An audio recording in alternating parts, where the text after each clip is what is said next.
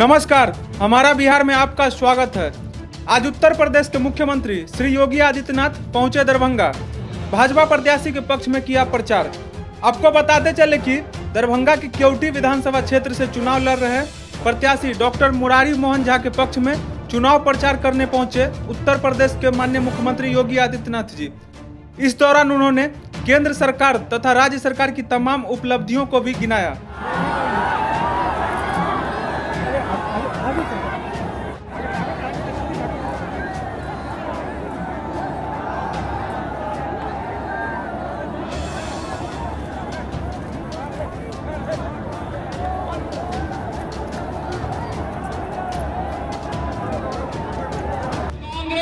शासन के समय में आतंकवाद सिर चढ़ करके बोलता था।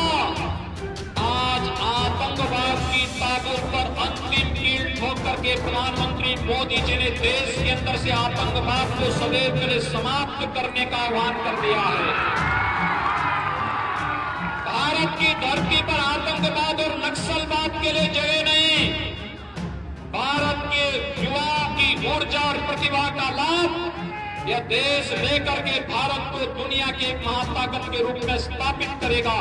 और आज कश्मीर से धारा 370 को समाप्त करने का कार्य हो या फिर महिलाओं के नारी गरिमा से जुड़े हुए मुद्दे को, आदि आबादी के सम्मान से जुड़े हुए मुद्दे को, 3 तलाक की कुप्रथा को सदैव के लिए समाप्त करने के लिए ये कदम प्रधानमंत्री मोदी जी ने उठाया।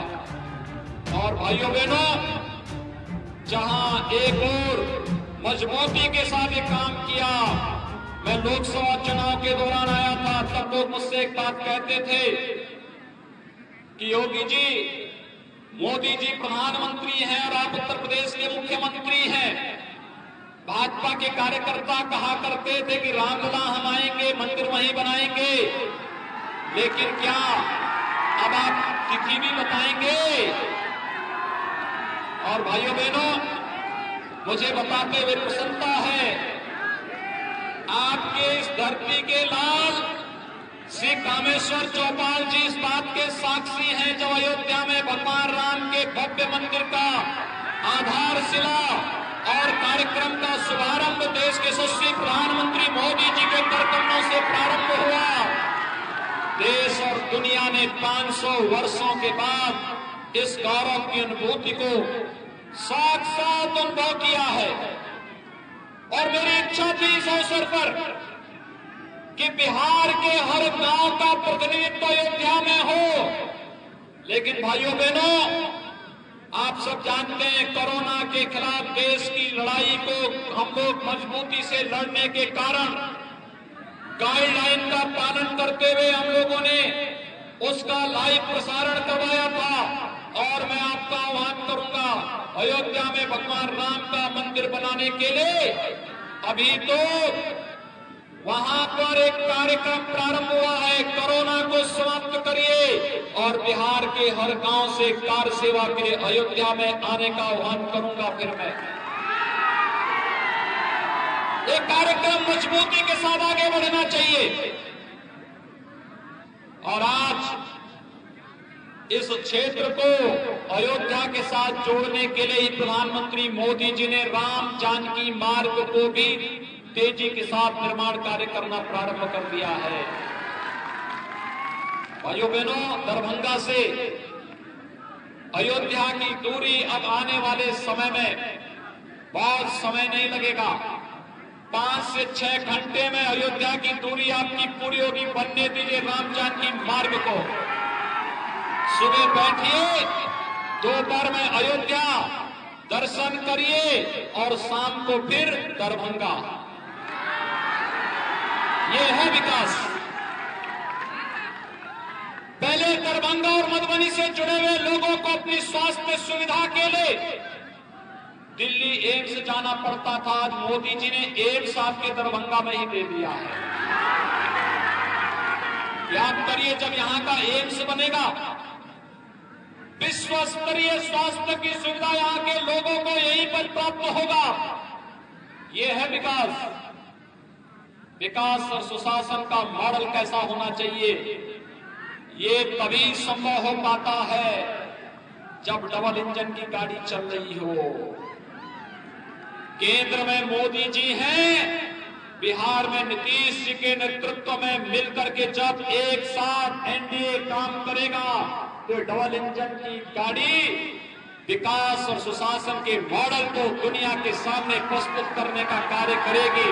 और यही तो आह्वान करने के लिए आज हम सब आपके बीच आए हैं। आज भाइयों बहनों, यहाँ पर एम्स बन रहा है, यहाँ एयरपोर्ट बन रहा है, राम जानकी मार्ग बन रहा है, विकास की सुविधाओं का लाभ एक एक नागरिक को उपलब्ध करवाने का कार्य किया जा रहा है। और आतंकवाद के खिलाफ लड़ाई तो आप पाकिस्तान की संसद में पिछले एक सप्ताह सुने होंगे। पाकिस्तान की संसद में चर्चा हो रही थी पुलवामा कांड के बारे में, और पाकिस्तान की संसद में वहीं के मंत्री बोल गए कि अगर हम विंग कमांडर अभिनंदन को नहीं छोड़ते तो भारत हमला कर देता। और उस समय जब बैठक चल रही थी, पाकिस्तान के प्रधानमंत्री को पसीना आ रहा था, वहां के आर्मी प्रमुख के पैर कांप रहे थे, और भय के मारे उन्होंने मोदी जी की वार्निंग के पहले ही विंग कमांडर अभिनंदन को भारत के हवाले कर दिया। कहा कि भाई जान बचाओ लाखों पाए। ये है आज पाकिस्तान की स्थिति। आज कोई भारत की तरफ टेढ़ी नजरों से नहीं देख सकता। राष्ट्रीय स्वाभिमान और सम्मान की रक्षा कैसे होती है, देश के आन बान शान की रक्षा कैसे होनी चाहिए, अगर किसी को सीखना है तो मोदी जी से सीखें, जिनके नेतृत्व में आज भारत एक भारत श्रेष्ठ भारत की परिकल्पना को साकार कर रहा है। और भाइयों बहनों, इसी एक भारत और श्रेष्ठ भारत की परिकल्पना को साकार करने के लिए बिहार के अंदर बीजेपी जदयू एनडीए की सरकार बननी आवश्यक है, क्योंकि यही सरकार विकास और सुशासन का मॉडल आपके सामने और देश के सामने प्रस्तुत कर सकती है।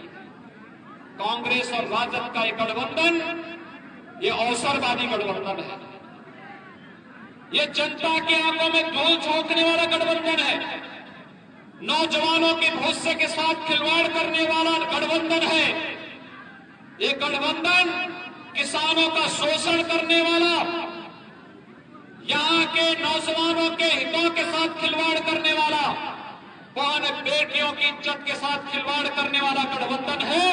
इस गठबंधन को कतई स्वीकार नहीं किया जाना चाहिए। और यही अपील करने के लिए आज मैं आपके पास विशेष रूप से उपस्थित हुआ हूं। आप सबसे मेरी अपील है, केवटी विधानसभा क्षेत्र से डॉक्टर मुरारी मोहन झा को भारतीय जनता पार्टी ने प्रत्याशी बनाकर के आपके बीच उतारा है।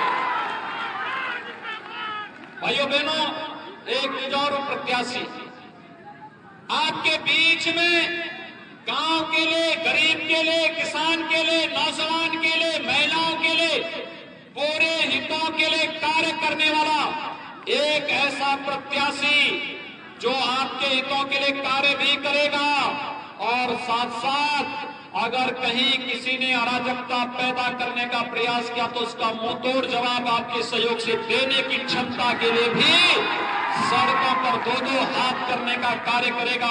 और इसलिए भाइयों बहनों, डॉक्टर मुरारी मोहन झा जी को और इस जनपद में जितने भी एनडीए के प्रत्याशी हैं, भाजपा के, जदयू के, इन सभी प्रत्याशियों को चुनाव चिन्ह पर भारी मतों से विजयी बनाने की अपील करने के लिए आज आपके बीच में आया हूं। आप सबसे अपील, 7 नवंबर को होने वाले चुनाव में कमल चुनाव चिन्ह पर भारी बहुमत से भारतीय जनता पार्टी के प्रत्याशी को विजयी बनाने की अपील आप सबसे करते हुए वाणी को देता हूं विराम। जय जय श्री राम।